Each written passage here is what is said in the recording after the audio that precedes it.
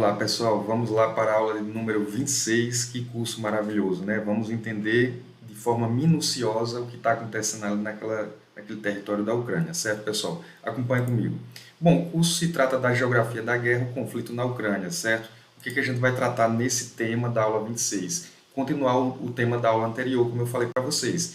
O conflito entre Rússia versus Ucrânia e a expansão da OTAN, parte 2. Vamos lá.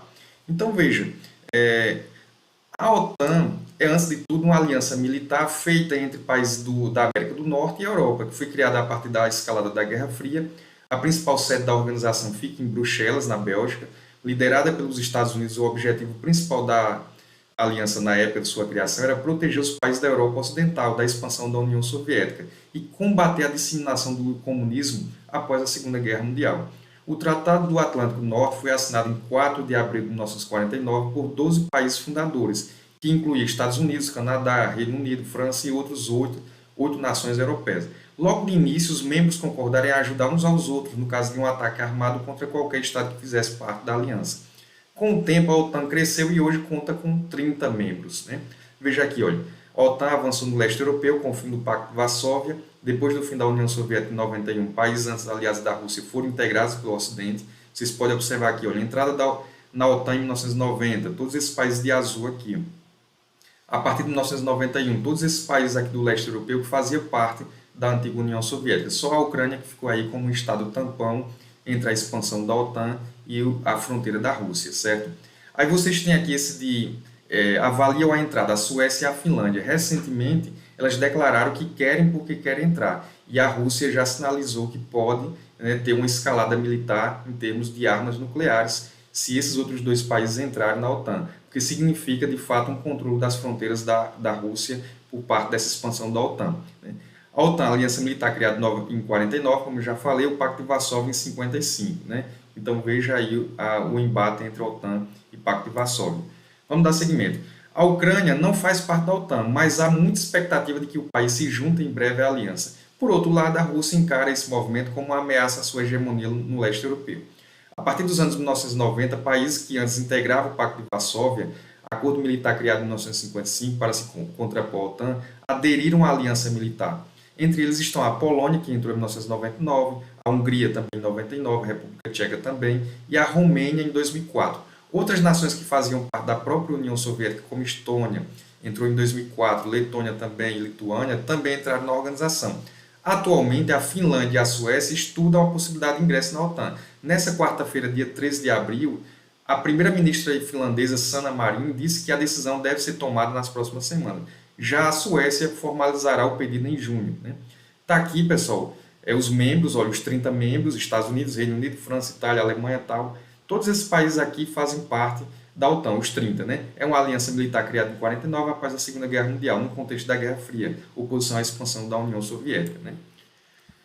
Durante as conversações com o presidente soviético Mikhail Gorbachev e sua equipe sobre a reunificação da Alemanha em 1989 e 1990, o presidente dos Estados Unidos, George H.W. Bush, e o chanceler alemão Helmut Kohl assumiram compromissos firmes de que a OTAN não procuraria estender suas fronteiras para o leste e que as preocupações legítimas de segurança da Rússia, ou seja, segurança do seu território, das suas fronteiras, seriam levadas a sério. Então veja, né, durante essa reunião em que o presidente à época do Partido Comunista, né, da antiga União Soviética, Mikhail Gorbachev, se encontrou na Alemanha para reunificar a Alemanha em 1989 a 90, né, o presidente dos Estados Unidos, eles junto com o chanceler alemão Helmut Kohl, eles assumiram veementemente um acordo que não expanderia, né, suas áreas de atuação nos países do leste europeu. Os Estados Unidos, né, avançaram sobre as linhas vermelhas das fronteiras russas desde o fim da Guerra Fria,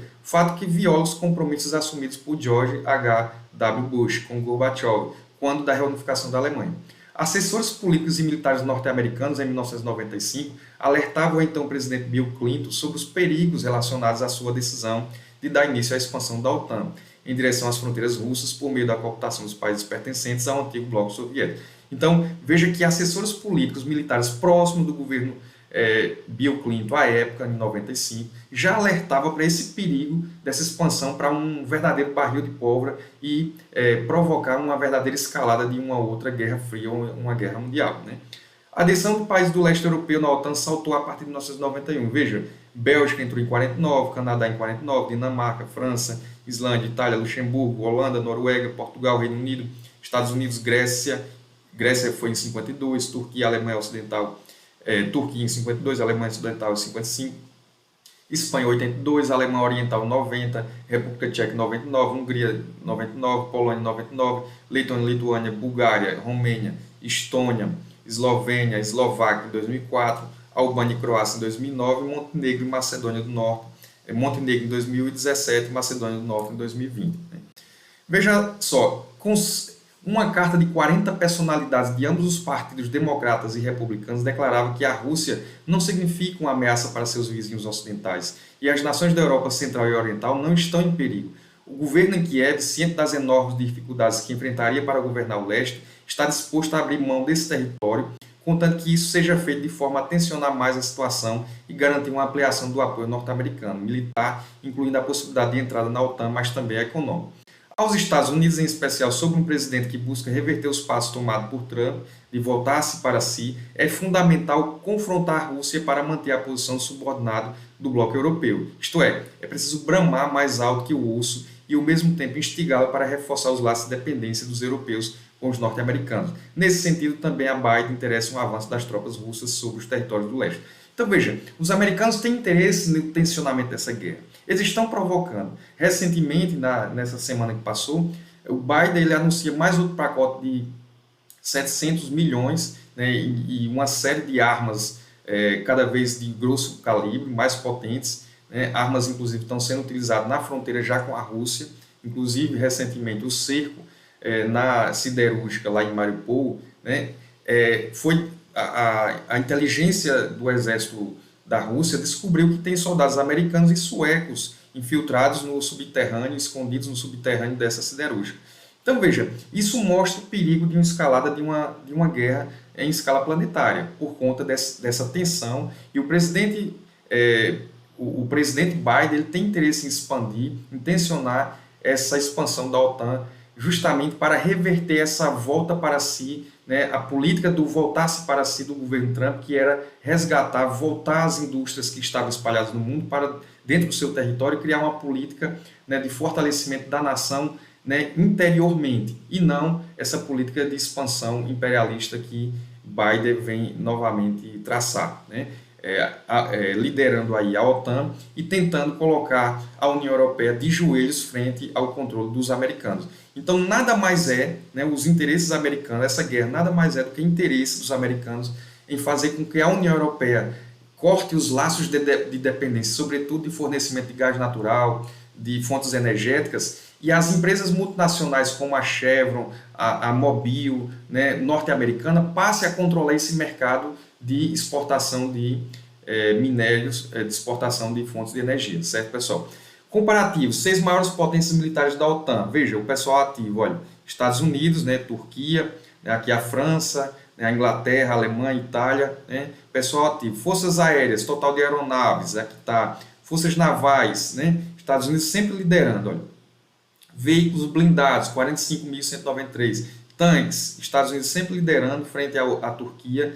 Aqui aviões de combate, né, novamente os americanos, helicópteros de combate, fragatas, aí você já tem Turquia com 16, destroyer contra torpedeiros, né, 92 dos Estados Unidos, 6 da Inglaterra, né, nenhum da Alemanha, e assim vai, né, pessoal? Vamos lá. Bom, a expansão da OTAN desde 1997, observe aí, ó, ingressou na OTAN antes de 1997, todo esse de azul, e veja a quantidade que ingressaram na OTAN a partir de 1997. Sempre os países do antigo leste europeu, da antiga União Soviética, do leste europeu, né, do Oriente, que vai magiando aqui as fronteiras da Rússia. Então é um perigo eminente essa expansão da OTAN, porque coloca um alerta vermelho sobre o controle das suas fronteiras, que são gigantescas, né, da Rússia.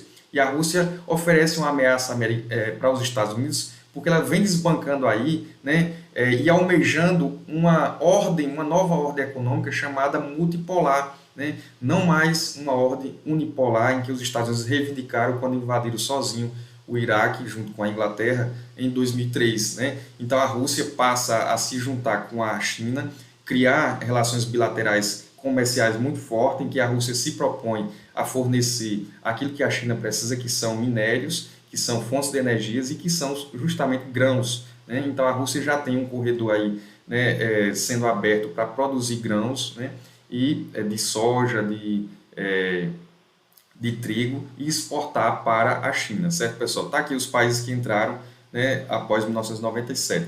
Observa aqui esse azul, né, são os países membros da OTAN. E veja a Rússia aqui, um território gigantesco, né, mais de 17 milhões de quilômetros quadrados, e a Ucrânia aqui no meio, né, sendo esse calcanhar de Aquiles, né, um território que concentra todos os fenômenos, né, todas as intrigas e todos os reflexos de uma crise que se desenha no mundo, que é a crise da geopolítica, alavancada aí pela Pax Americana, um país que se propõe como um grande império, mas que esse império passa a ficar fragilizado frente a uma nova ordem econômica que está se desenhando, né, com a Rússia querendo vender o seu gás agora a partir da troca pela moeda rublo, né, não está mais fornecendo em dólar e está exigindo essa conversão da moeda rublo, que é a moeda russa.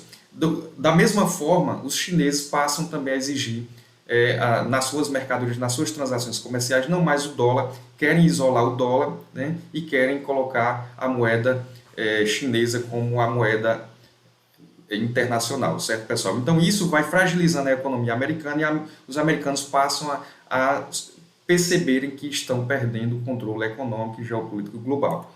Bom, pessoal, a tradução aqui, olha, da NATO, né, OTAN, né, observe aqui, pessoal, vamos destrinchar esse gráfico aqui, olha, Strong Defense and Deterrence, né? Então veja, olha, aqui nós temos, pessoal, olha, o que é o Strong Defense and Deterrence? Defesas e dissuasões mais fortes. Quais são elas? Vamos lá, ó.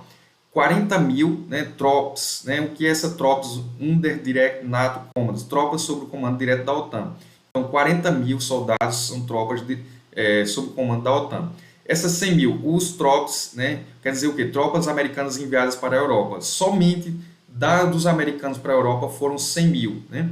E essas aliadas Aircraft at High Alert, aeronaves aliadas em alerta máximo, né? 130, né, da OTAN, né? O que é esse Allied Ship at Sea, navios aliados no mar, né? Então, os navios aliados no mar, 140, certo, pessoal? Aqui nós temos o Air Power.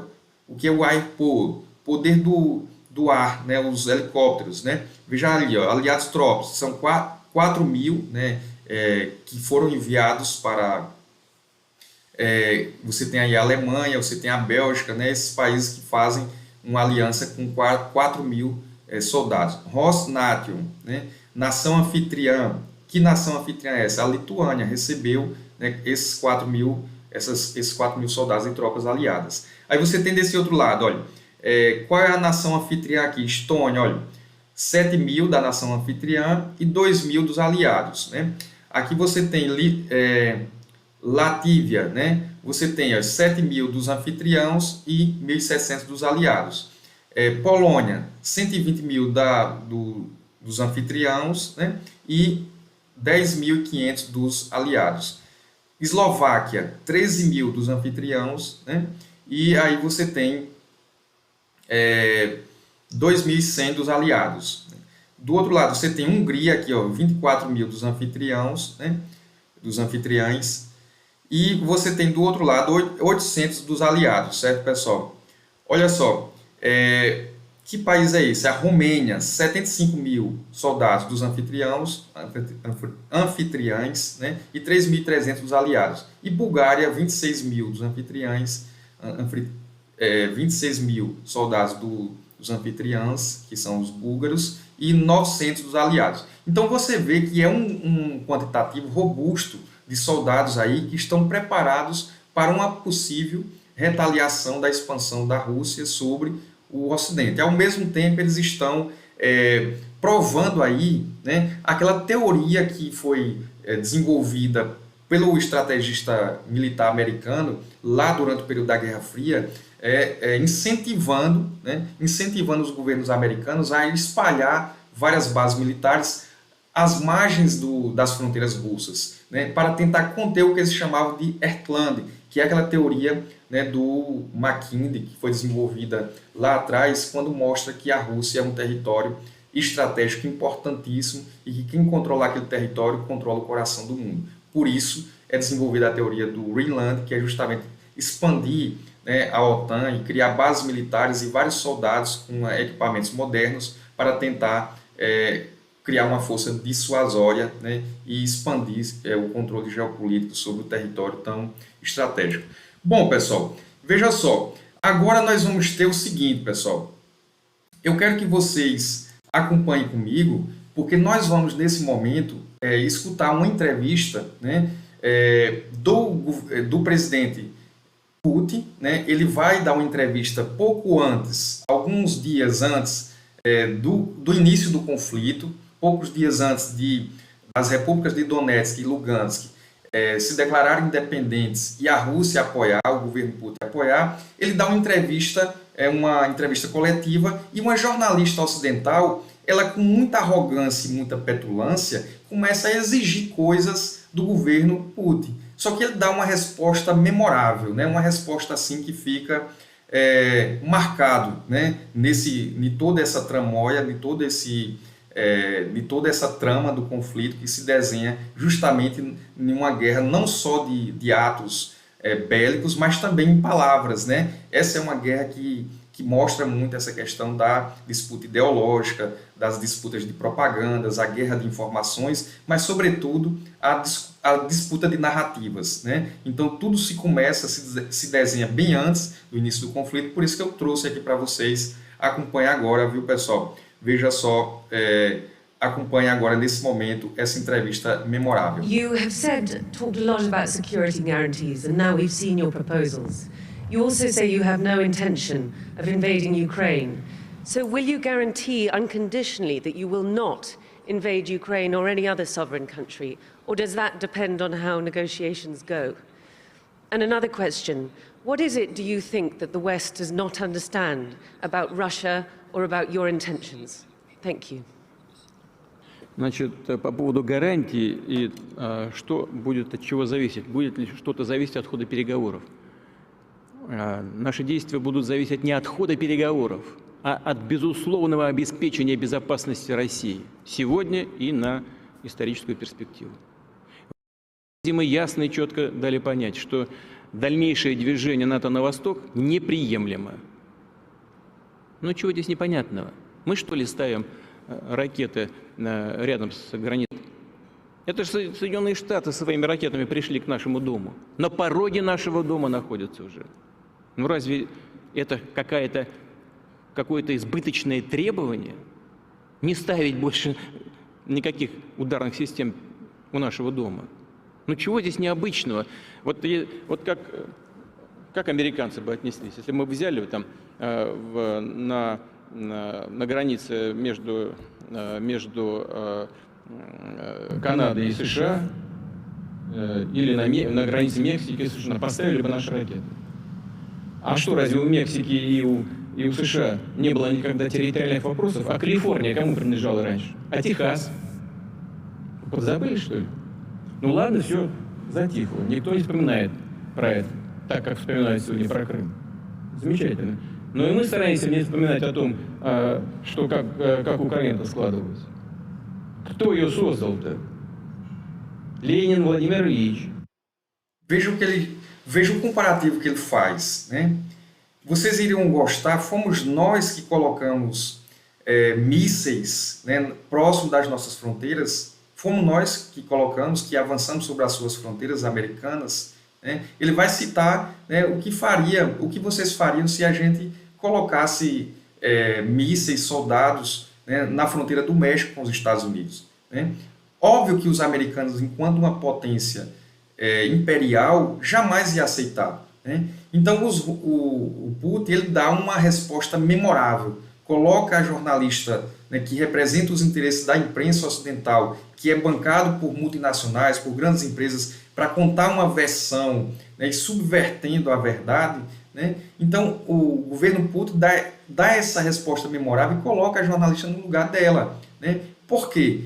Porque aí, veja que já se desenha, pessoal, já se desenha, né, esse conflito, já se desenha a partir de narrativas, né? Então, toda a trama do conflito, né, um conflito que não é só em atos bélicos de fato, mas em tensão, uma guerra ideológica, uma guerra de narrativas, você já começa bem antes essa entrevista, foram algumas semanas antes, né, foi semanas antes de declarar guerra e invadir a partir da operação especial militar sobre a Ucrânia, né? Mas ele deixa bem claro que essa tentativa, ele não vai aceitar essa imposição e essa arrogância, essa petulância, né, de uma jornalista, de uma imprensa ocidental, querendo garantias de que ele não iria invadir a Ucrânia. Ele coloca as cartas na mesa e diz, né, o que é que a gente está fazendo? A gente não vai aceitar isso, a gente não vai dar garantia nenhuma.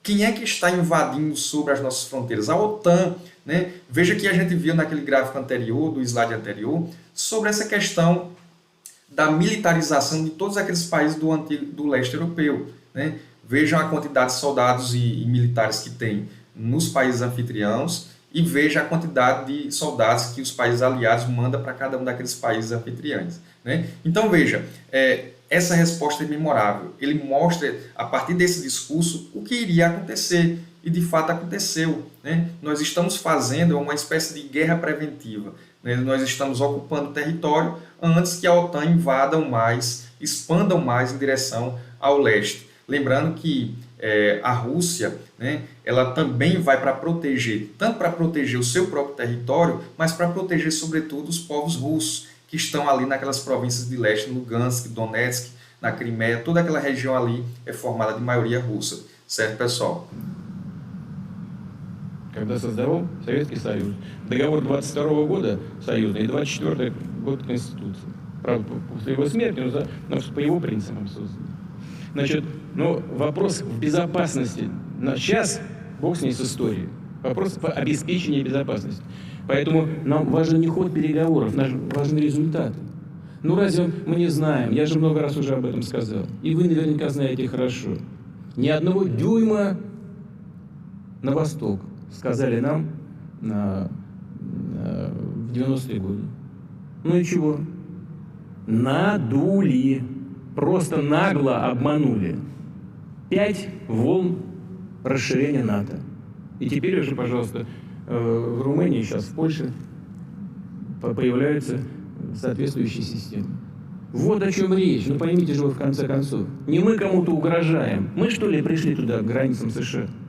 Или к границам Великобритании, или куда? К нам пришли. И теперь еще говорят, нет, теперь и Украина будет в НАТО. Значит, и там будут системы. Или, бог с ним, не в НАТО, а на двусторонней основе будут. Базы и ударные системы вооружений. Вот о чем идет речь. А вы требуете от меня каких-то гарантий. Вы должны дать гарантии. Вы. И немедленно. Сейчас. А не забалтывать это десятилетиями. И под такой вот мягкий говорок о необходимости обеспечения безопасности для всех делать то, что планируют. Как это можно не понимать? Сказали, не будем расширяться. И расширяются. Сказали, будут равные гарантии для всех по ряду международных соглашений. А этой равной безопасности не происходит. Вот смотрите, еще в 1918 году один из помощников Вудро Вильсона, президента Соединенных Штатов, сказал, всему миру будет спокойнее, если на месте сегодняшней огромной России появится государство в Сибири и еще 4 государства в европейской части. В 1991 году мы сами себя разделили на 12, по-моему, частей, да? Но такое впечатление, что нашим партнерам этого мало. Слишком большая Россия, по их мнению, сегодня, потому что сами европейские страны превратились в малые государства. Но даже после развала Советского Союза, где у нас только осталось 146 миллионов, и это слишком много. Мне кажется, только этим можно объяснить такое постоянное давление. Вот 90-е годы, значит, Советский Союз все сделал для того, чтобы выстроить нормальные отношения с Западом и Соединенными Штатами. На наших объектах ядерного цикла, военного цикла, сидели представители американских служб соответствующих. Ходили туда на работу, на объекты ядерного оружейного комплекса России. Каждый день они жили там. В правительстве России работали советники многочисленные, в том числе и кадровые сотрудники ЦРУ.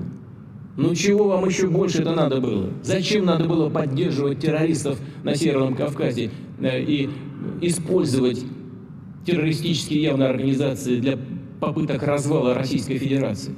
Но это же делали, и я как бывший директор ФСБ это знаю наверняка. Мы работали там с двойной агентурой, они нам докладывали, какие задачи перед ними ставили западные спецслужбы. Ну зачем это надо было делать? Наоборот, надо было относиться к России как к возможному союзнику, укреплять его. Нет, все наоборот. Попытка дальнейшего развала. А потом начали расширять НАТО на восток. Ну, естественно, мы же говорили, не надо этого делать. Вы нам обещали не делать. А нам говорят, а где это написано на бумажке? Нету? Ну и все, идите вы подальше. Плевать мы хотели на вашу озабоченность. И так из года в год. И каждый раз мы огрызались, чего-то пытались, значит, воспрепятствовать чему-то. В озабоченности высказывали. Нет. Идите вы со своими озабоченностями. Будем делать то, что считаем нужным. 1, 2, 3, 4, 5. 5 волн расширим. Так что в чем они нас не poнимают? Я не знаю. Вы спросите, что здесь непонятного? Мне кажется, все понятно. Мы хотим обеспечить свою безопасность. Bom, pessoal, vocês viram a entrevista memorável, né? Realmente ele é bem claro, né? E bem determinado, né? A ter uma grande Rússia, a defender o seu território, a cumprir seus objetivos. E ele deixa bem claro o porquê iria. Veja que essa entrevista é uma entrevista coletiva, em que a imprensa do Ocidente já começa a se preocupar porque a Rússia colocou vários soldados, centenas, milhares de soldados na fronteira com a Ucrânia fazendo exercícios militares e já demonstrava que iria ocupar aquele território, iria avançar sobre o território da Ucrânia, né? Então ele é convocado para essa entrevista coletiva e ele coloca a jornalista do Ocidente no lugar dela, né? Ora, vocês prometeram que não iria avançar para o leste em 1991, quando a União Soviética é extinta, mas foram 5 vezes de avanço sobre os territórios do leste, abocanhando vários países constantemente, como vocês viram nos slides anteriores, a gente mostrando ano a ano, passo a passo, a grande quantidade de países de 1997 para cá, que fazia parte da antiga União Soviética e que entraram sobre a OTAN, né? Isso significa um perigo real, uma ameaça real às fronteiras de um território como a Rússia, certo, pessoal? Então eu espero que vocês tenham gostado, a aula é essa.